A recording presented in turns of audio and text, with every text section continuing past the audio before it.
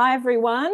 Continuing on with Florence Scovel Shinn, and we are reading the first book out of her 4 books here, The Game of Life, and we are on the chapter, The Law of Karma and the Law of Forgiveness. If you've got the book and if you would like to follow along, you're welcome to put your videos on or leave them off. It is totally up to you. And if you feel like reading, just put your hand up and then I'll call on you.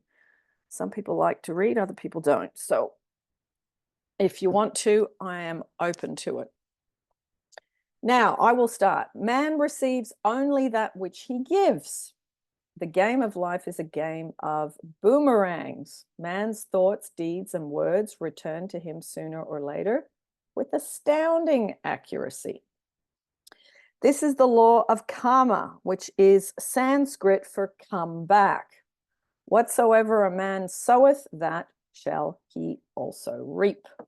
For example, a friend told me this story of herself, illustrating the law. She said, I make all my karma on my aunt.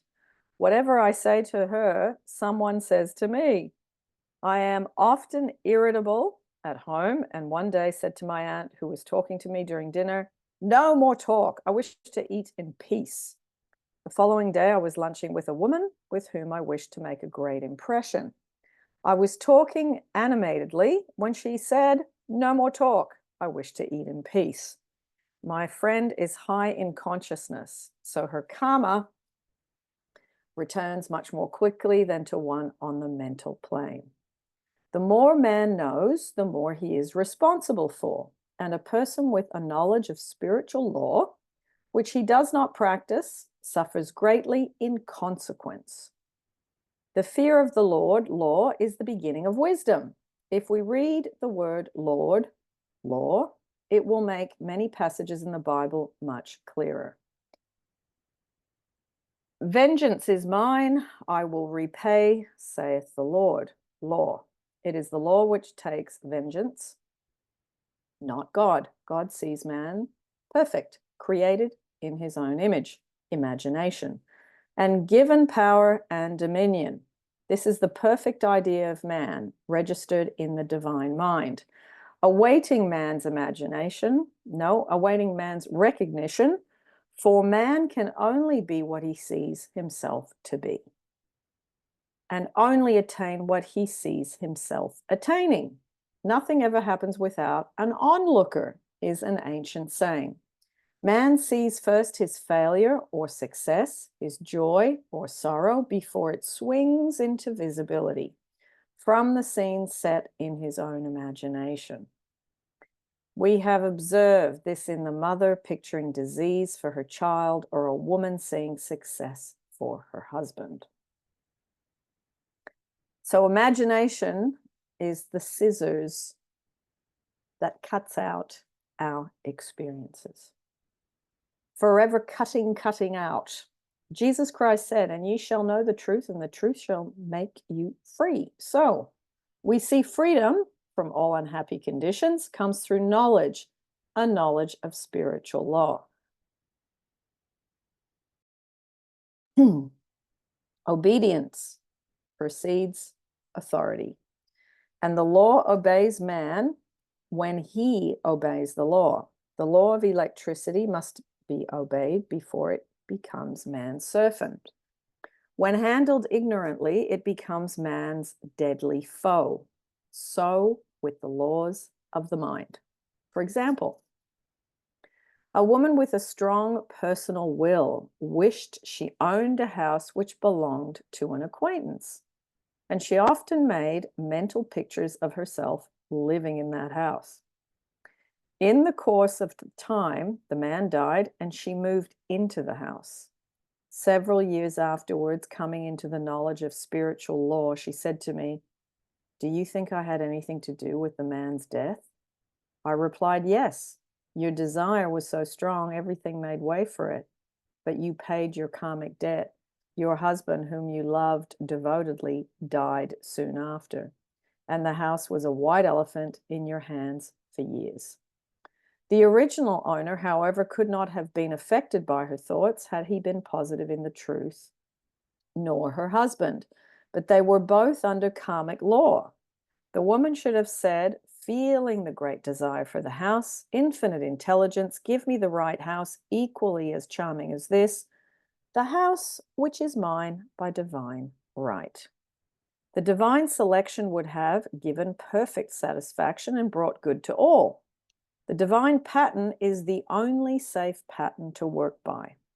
Desire is a tremendous force and must be directed in the right channels, or chaos ensues. In demonstrating, the most important step is the first step, to ask aright. Man should always demand only that which is his by divine right. To go back to the illustration, had the woman taken this attitude, if this house I desire is mine, I can't lose it, and if it is not, give me its equivalent, the man might have decided to move out harmoniously. Had it been the divine selection for her, or another house would have been substituted. Any other house would have been substituted. Anything forced into manifestation through personal will is always ill-got and has ever bad success. Man is admonished, my will be done, not thine. And the curious thing is, man always gets just what he desires when he does relinquish personal will, thereby enabling infinite intelligence to work through him. Stand ye still and see the salvation of the Lord. For example, a woman came to me in great distress. Her daughter had determined to take a very hazardous trip, and the mother was filled with fear. Akbar, I'm going to take your question before I read on. It's regarding that thing about the ill got. So if someone's, it's not forcing, but what if someone manifested something, but their vibration is, it's not very good? They can still manifest it, but the vibration is not good. Would that affect things? Would that affect the manifestation step? So, for example, if you were going for a job and then you got that job, but then you haven't worked on your vibration or what you're broadcasting, that you will encounter problems in that job. So I just want to know, is vibration as important as what she's saying about your beliefs?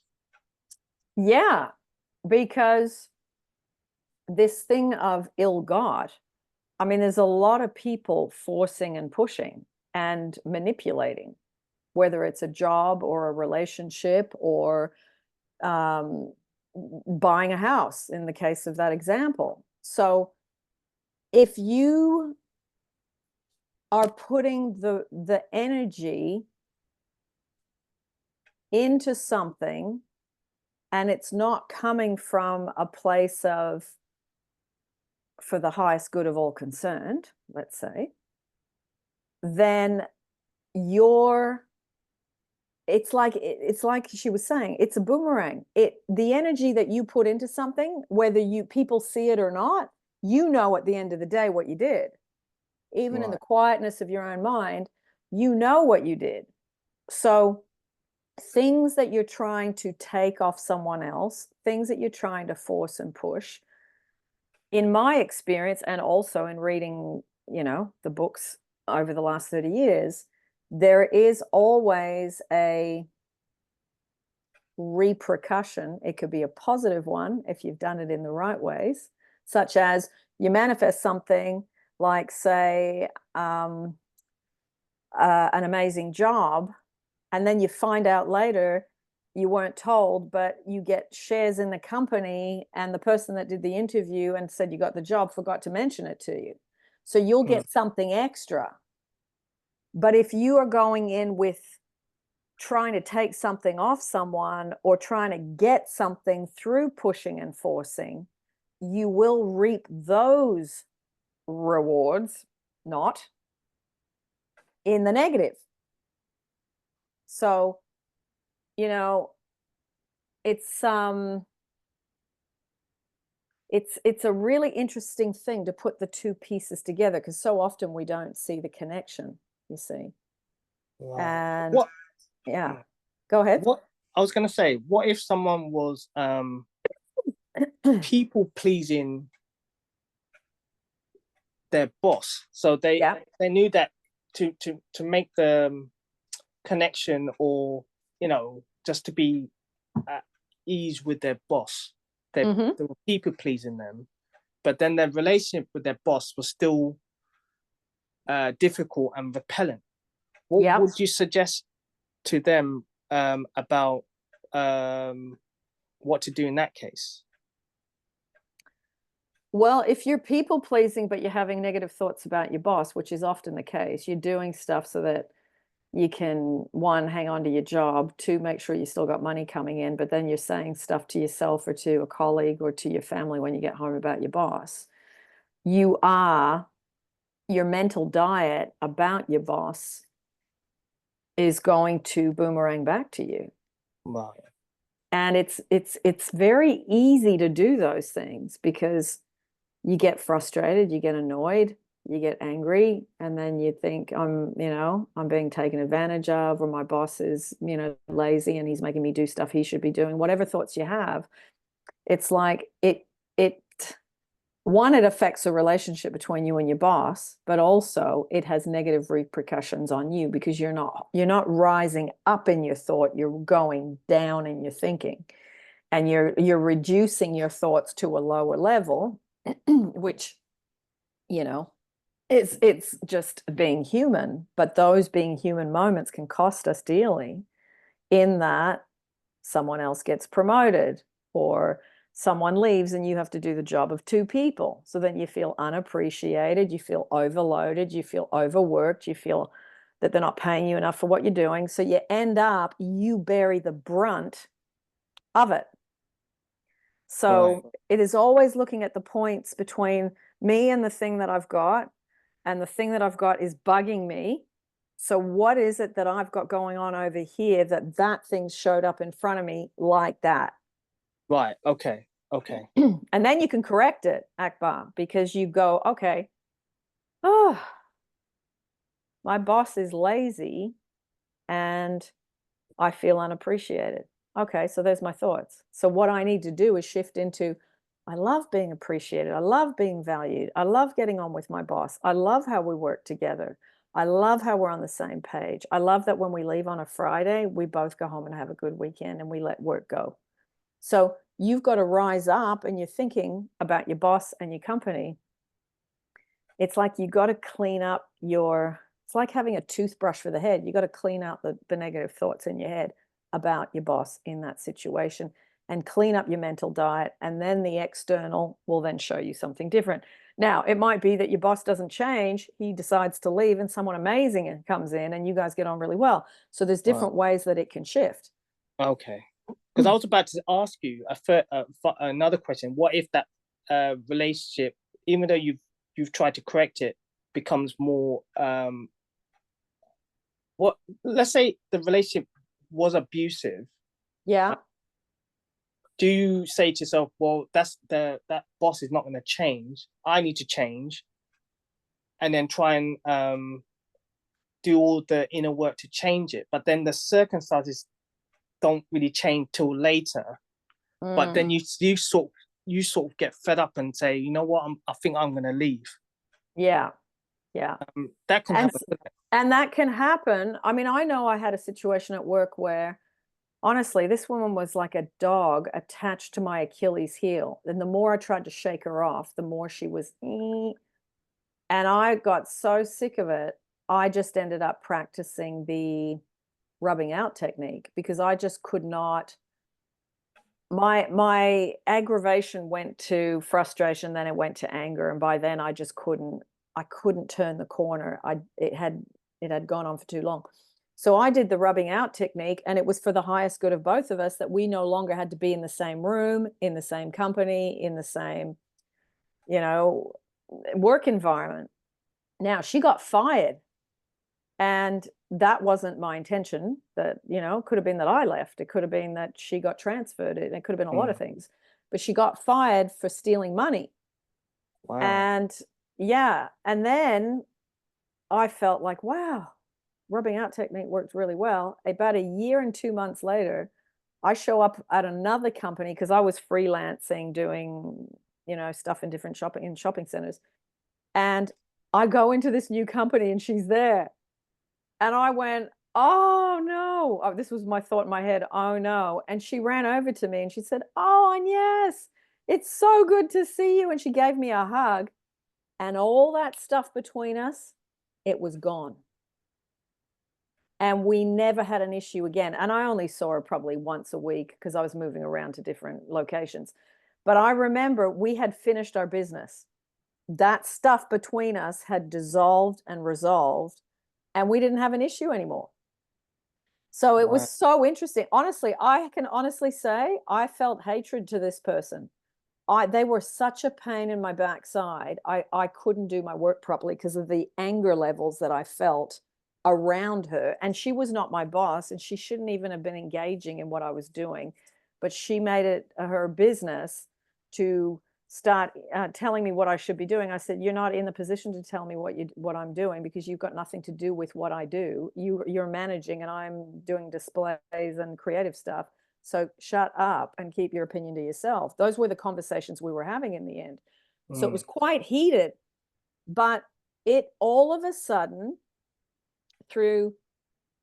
I couldn't change my mental diet with her then. This was probably, I wasn't as good at it then.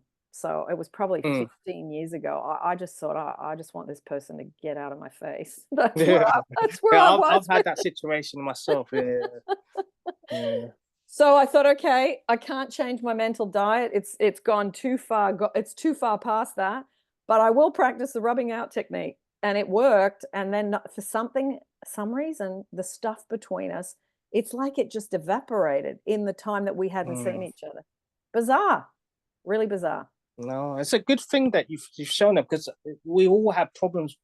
Yeah, I don't know whether it's with other people or circumstances, and we need some help sometimes. Oh, it's so, and sometimes there are people, I've realized this probably in the last couple of months because there's someone that lives quite close to me that we were friends, and now it's because of the job that I do, because I'm listening to people, and my job is heavy communication, and it's really trying to give people relief from what they've got going on. So when I'm working, it's quite intense in a communication point of view. So I would go for a walk with this neighbor of mine, and she spent the whole time talking at me. And over not very long, 3 months, I remember thinking, I don't actually want someone that does that. I need to have relationships in my personal life where people know how to talk and listen. And I found her behavior quite self-indulgent. Now, could I have dissolved that part of me to resolve it? Yeah. But I thought, you know what? I don't actually want to put that much work into this because this person is just out. It was only a little bit more than an acquaintance. It wasn't a friend that I'd had for 30 years or anything. So I made a decision. I don't feel like revising. I actually don't even want to say to this person, all you do is talk at me, and I don't want that. I already expend a lot of my energy when I'm at work. When I'm in my personal life, I need someone that knows how to talk and listen. I didn't want to have that conversation because it wasn't that important. So I made a decision to step away. And it's left kind of in a not very good state, but I'm okay with the decision I made because I know every time I went for a walk, I felt more and more aggravated. Now, when people are 10 years old and they do that, no problem. But when someone's 45, no.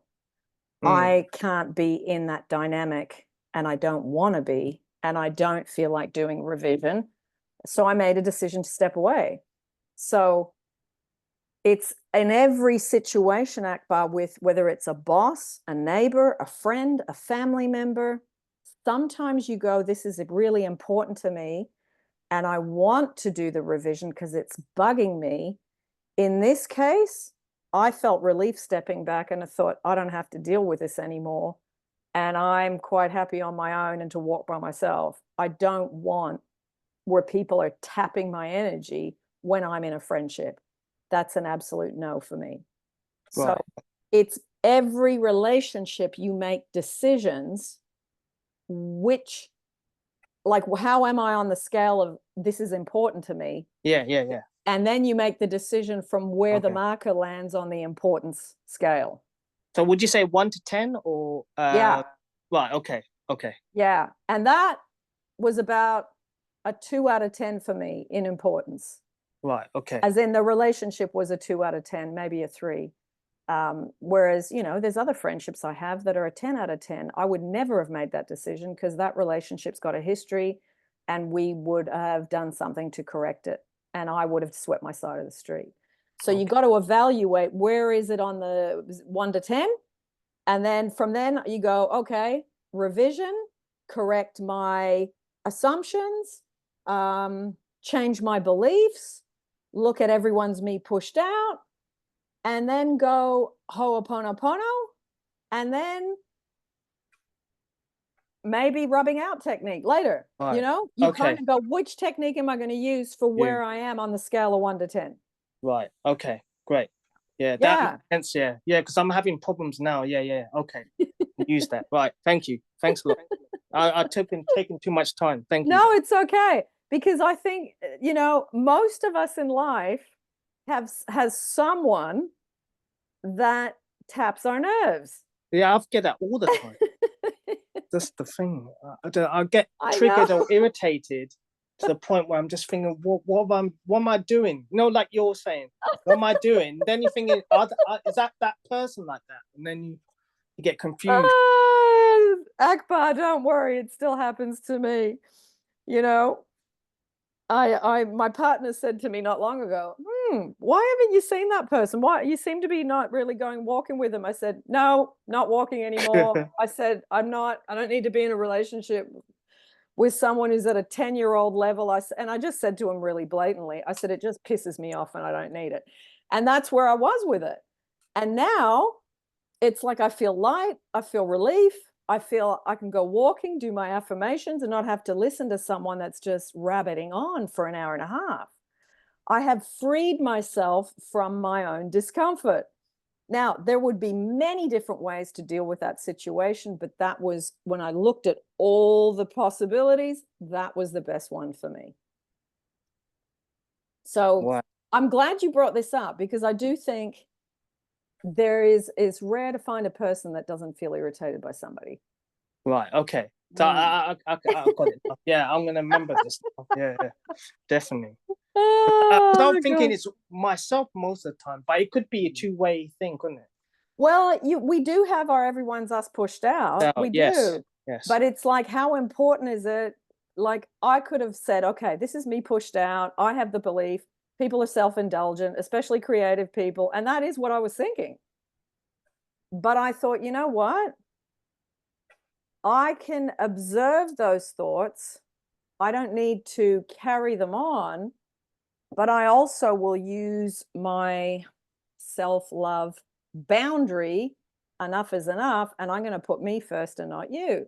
So it's a real kind of process, looking at all the things we know and going, which tunnel am I going to go through? And I think it's not one size fits all. It's different things for different people and different things for different situations.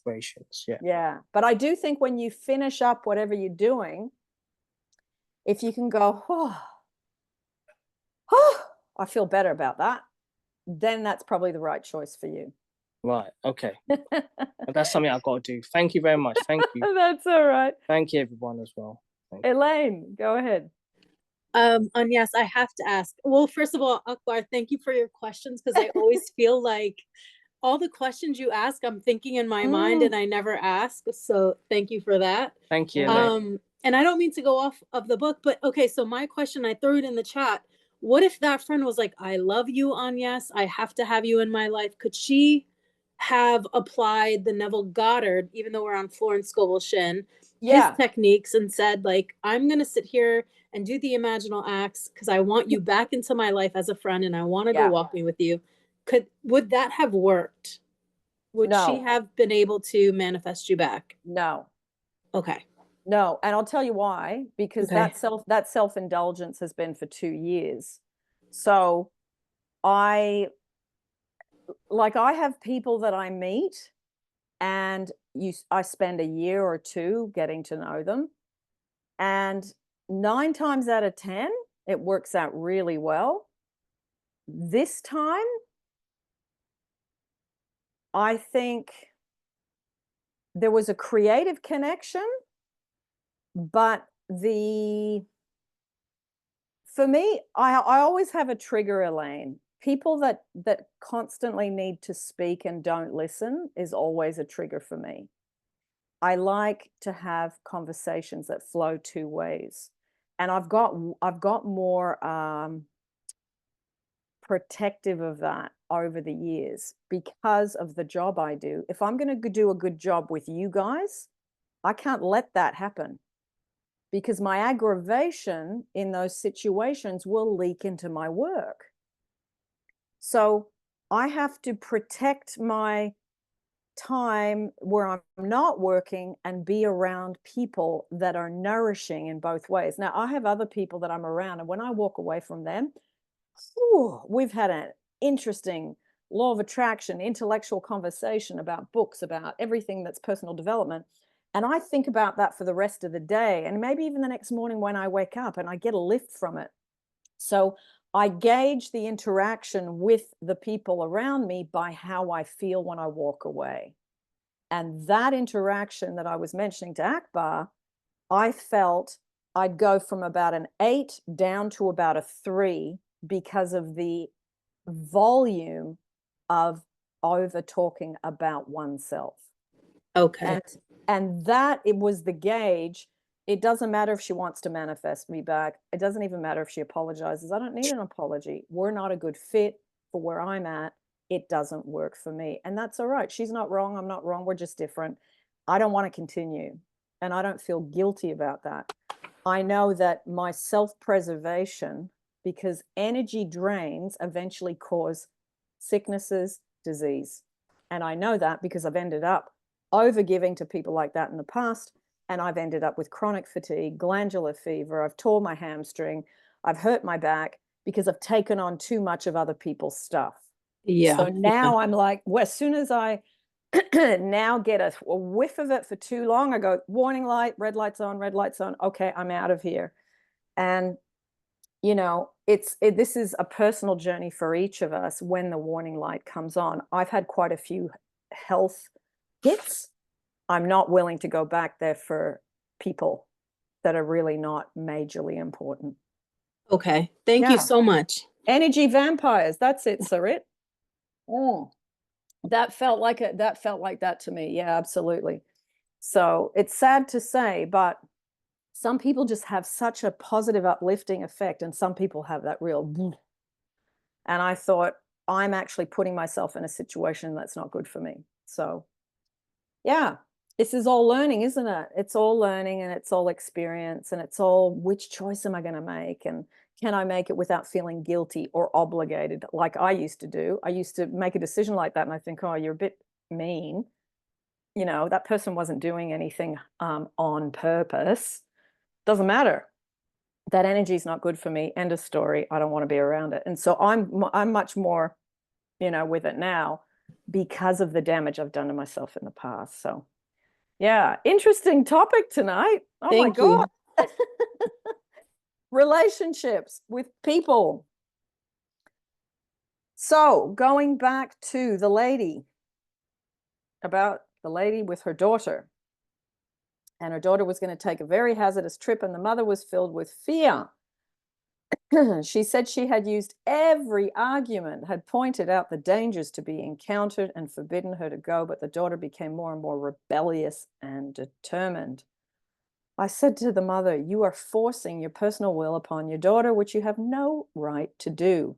And your fear of the trip is only attracting it, for man attracts what he fears. I added, let go, take your mental hands off, put it in God's hands, and use this statement. I put this situation in the hands of infinite love and wisdom.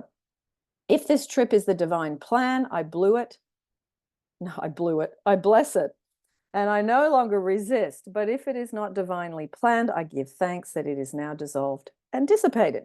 A day or two after that, her daughter said to her mother, I have given up the trip. The situation returned into its native nothingness. It is learning to stand still, which seems so difficult for man. I will deal more fully with this law in the chapter on non-resistance.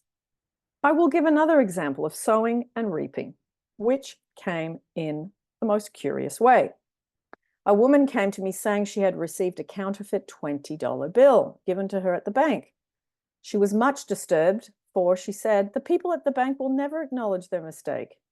I replied, let us analyze the situation and find out why you attracted it. She thought a few moments and exclaimed, oh, I know it. I sent a friend a lot of stage money just for a joke. So the law had sent her some stage money, for it doesn't know anything about jokes. I said, now we will call on the law of forgiveness and neutralize the situation. Christianity is founded upon the law of forgiveness. Christ has redeemed us from the curse of the karmic law. And the Christ within each man is his redeemer and salvation from all inharmonious conditions. So I said, Infinite Spirit, we call on the law of forgiveness and give thanks that she is under grace and not under law and cannot lose this $20, which is hers by divine right. Now, I said, go back to the bank and tell them fearlessly that it was given to you, thereby mistake. She obeyed, and to her surprise, they apologized and gave her another bill, treating her most courteously. She acknowledged, so knowledge of the law gives man power to rub out his mistakes. Man cannot force the external to be what he is not.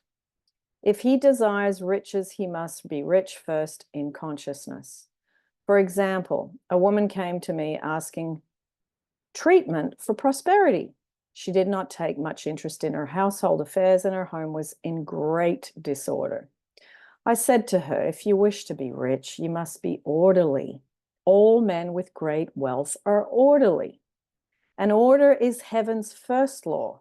I added, you will never become rich with a burnt match in the pincushion.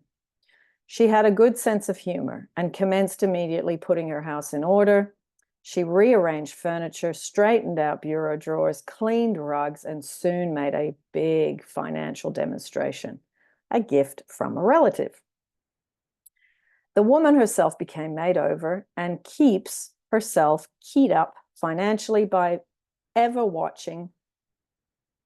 being ever watchful of the external and expecting prosperity, knowing God is her supply.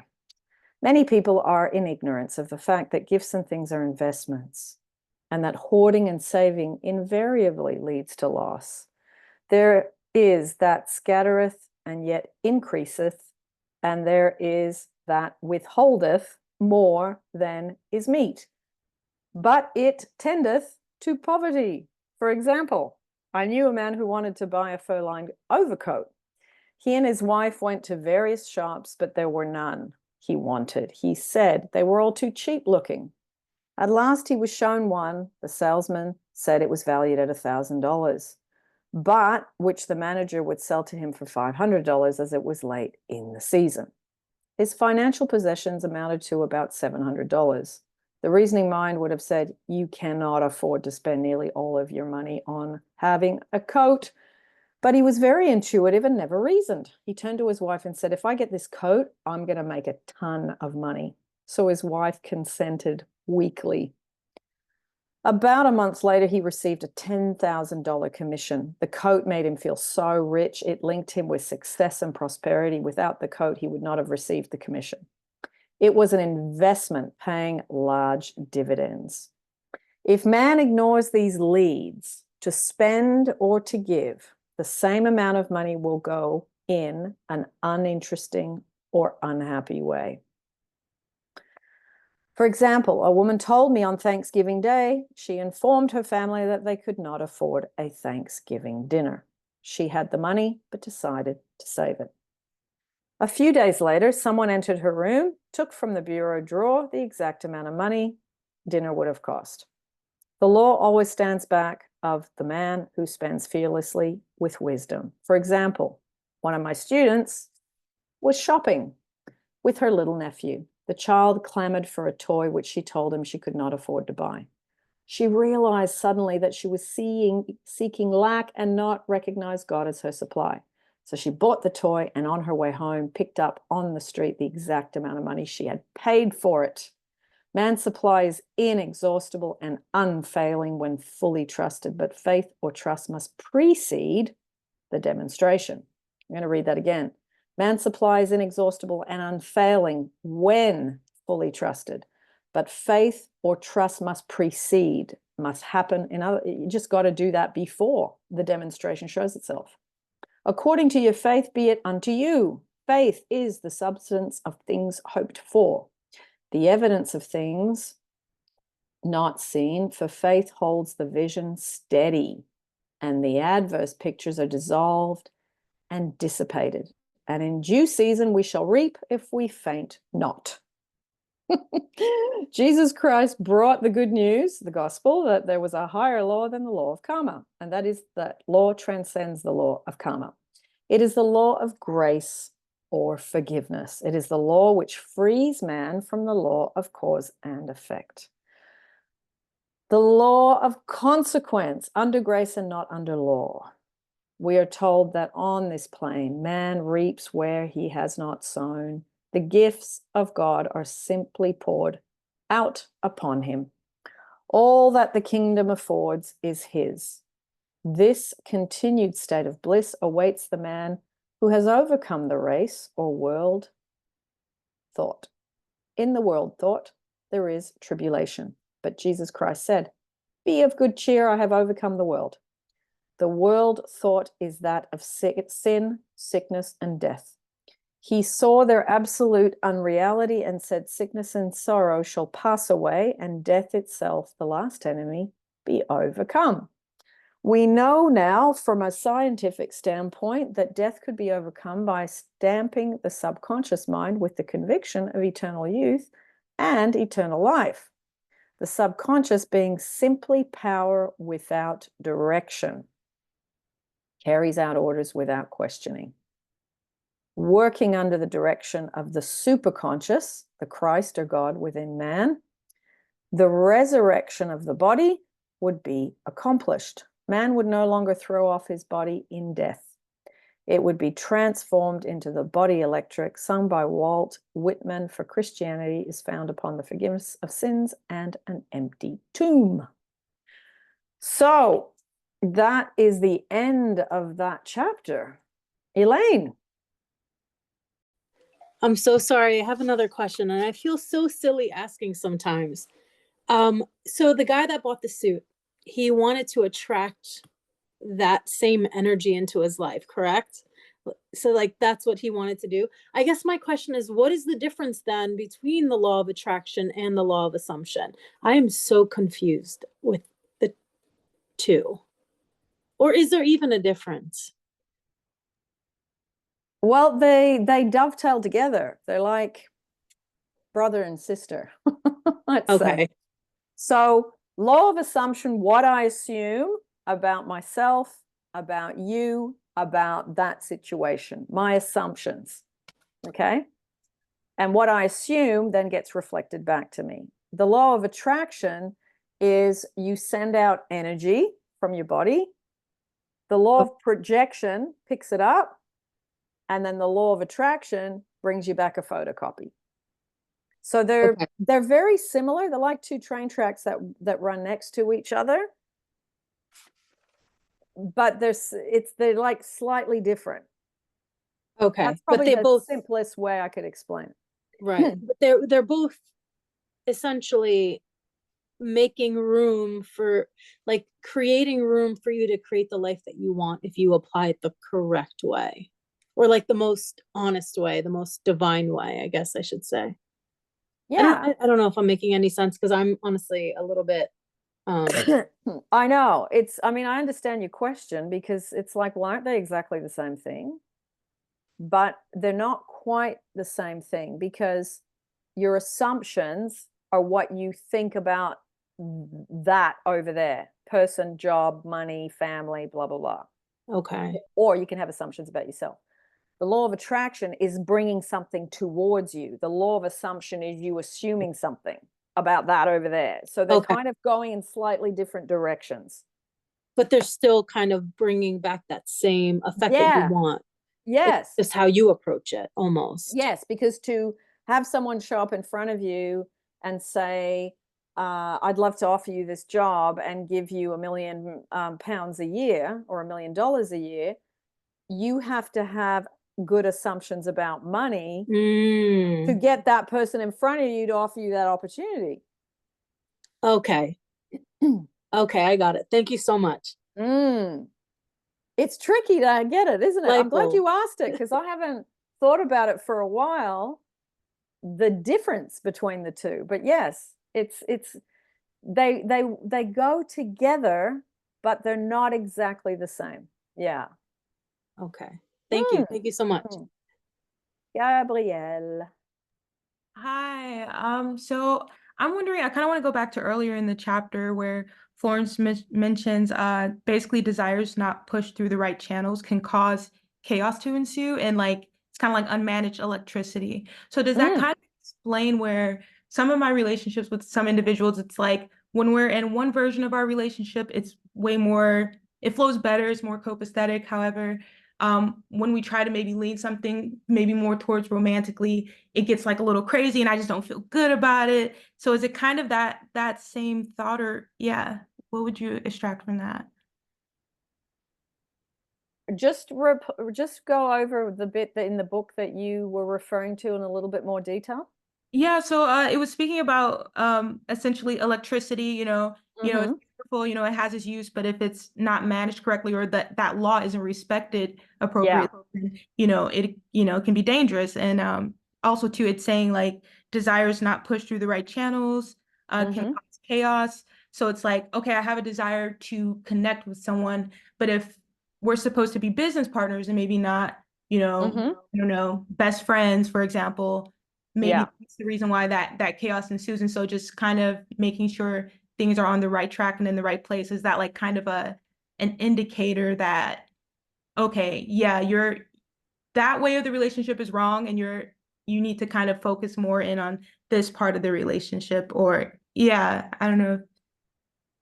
Well, I do think, I mean, and this goes back to what I was talking to about Elaine. When you're having a experience with someone in particular, and it could be friendship, it could be business, it could be romantic, and there's 3 possibilities, you go, okay, I need to look at, firstly, my deservability, my feeling, a bit like the same thing with the opportunity is not going to jump in front of me if I'm having thoughts of, please God, give me 50,000 a year. $1 million isn't going to come in front of you, and you're not going to get offered that if your ceiling is at 50,000. So if you are stuck on, my romantic relationships don't work, and I feel second best and not good enough, really, so this relationship is going to need to stay at the friendship or business level, because I don't have good thoughts about it being the third thing, which is the romantic committed relationship. So it's like the electricity not being harnessed, it's our imagination and our thoughts not being harnessed. So it does become, wherever your ceiling is, as in, I don't feel deserving and worthy. I feel deserving and worthy when I'm on my own. I just don't feel deserving and worthy when I see that person. They're too good for me, so I don't feel good enough. I'm okay out there with other women, with family, but not with you. Ooh, okay. So I have got my ceiling here at the 50,000 mark. But if I'm going to get it to the $1 million mark and the romantic, amazing relationship that I've ever had, and it just gets better and better as the years go by, I have to jump in my assumptions about myself. I got to harness the electricity, and I got to let go of that I'm not good enough for that guy because he is no better than me. We are equal if I believe it to be so. So you do have to harness. It's like and this is why I think people have such trouble in relationships, is because they're not harnessing it. They're letting their minds run wild. They end up with anxiety. They end up with, because of the anxiety, the need to control and nail the person down. From that, the person goes, "Ooh, I'm starting to feel suffocated." So the whole thing just gets out of control because the one person, and it can be the two people, doesn't mean one person's out of control and the other person isn't. It can be the interaction between the two is not harnessed.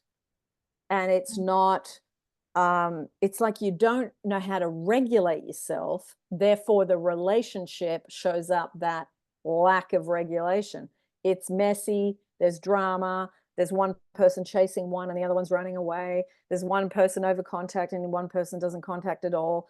All those weird dynamics that we see in so many relationships start to rise up to the surface. So to harness the relationship, to harness the money, to harness the amazing opportunity, you must get some level of discipline over what you're doing here. And if you do not harness that, then the emotions reflect it. Because if this runs wild, the emotions are out of control. And when the emotions are out of control, we make stupid decisions that then cause a domino effect of things we don't want. So it's an interesting thing, because really, whether it's the electricity or the emotions, it's all about energy. It's energy. The energy is either flowing or it's not. It's flowing or it's not. So it really is about learning how to get your energy to flow in a what's the word? In a steady way, because we get these peaks and troughs with our emotions, with our energy, with our emotions, with our energy. And then it causes a ripple effect in the workplace, in our health, in that relationship with that specific person, in our money. So it's the whole work is getting to the place where we address things before they snowball, where we come back and pull in and go, what do I need right now to make myself feel better, physically, mentally, emotionally, spiritually? Once I get that back in balance, okay, now I'm ready to step out again and have that date, go to that job interview, negotiate that thing over there. But you must, to do a good job in all these areas, you must be, it's like you got to put yourself on the charging dock and get yourself back up to at least 90%. Then you're in a much better place in your energy field, in your electricity, to be able to have a much smoother experience. That was amazing. Thank you. That was good awesome. Question.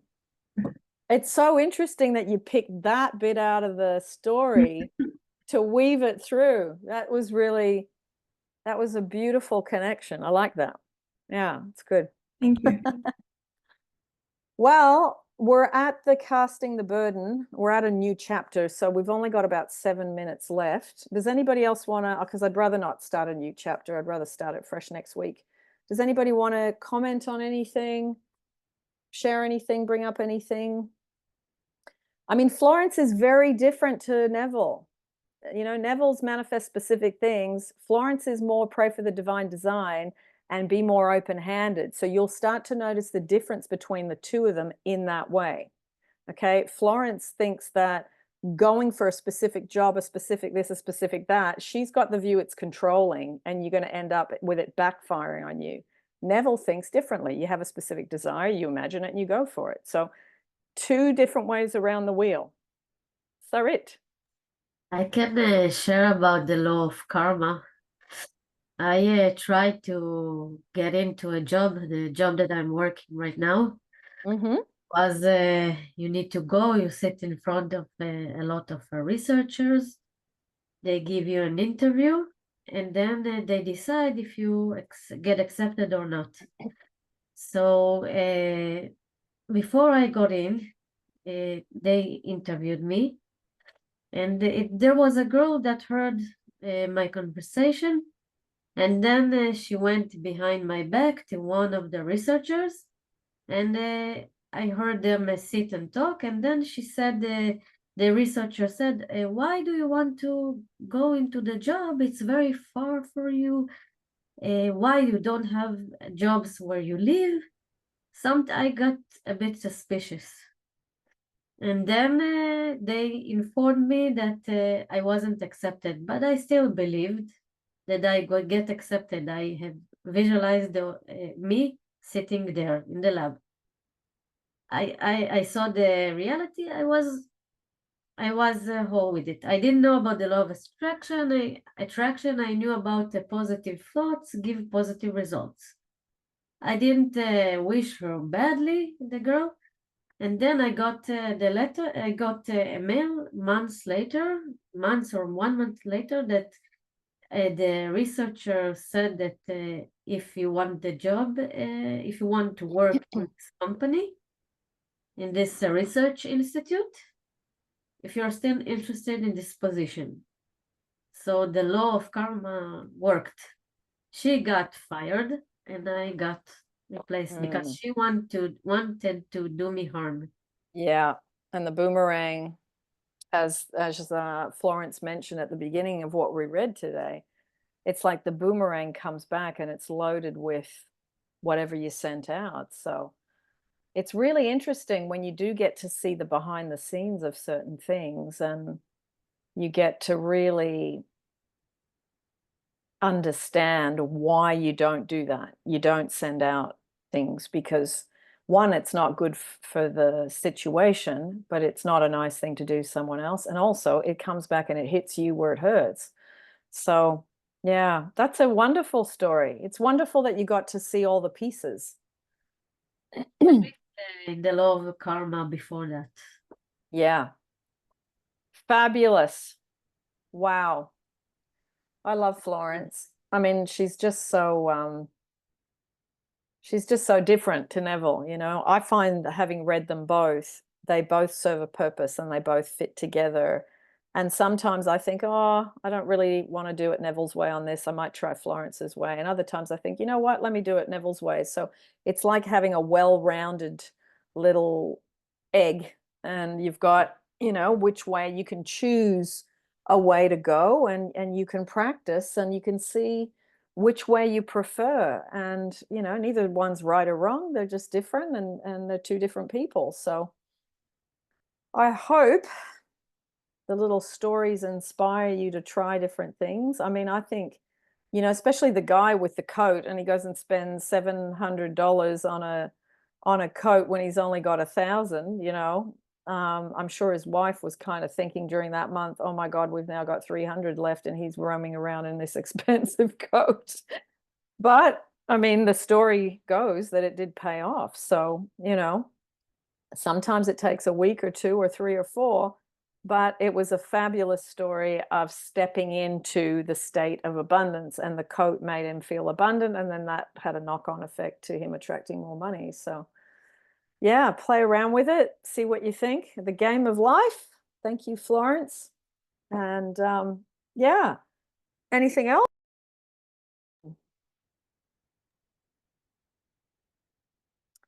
Well, we might leave it there then. We're pretty close. We're only a couple of minutes short. I hope today was helpful, everyone, and I hope that you can apply that this week coming to whatever you've got going on. And thank you for your really interesting questions tonight. I love it when you make me think, you know, because sometimes it's been a while since I've thought about certain things, and you make me pull things out of the files in my head that I haven't thought about for a long time. So it's like a little, it's a mental exercise for me that I really enjoy, and I appreciate how you do that with me. It's like little law of attraction weights.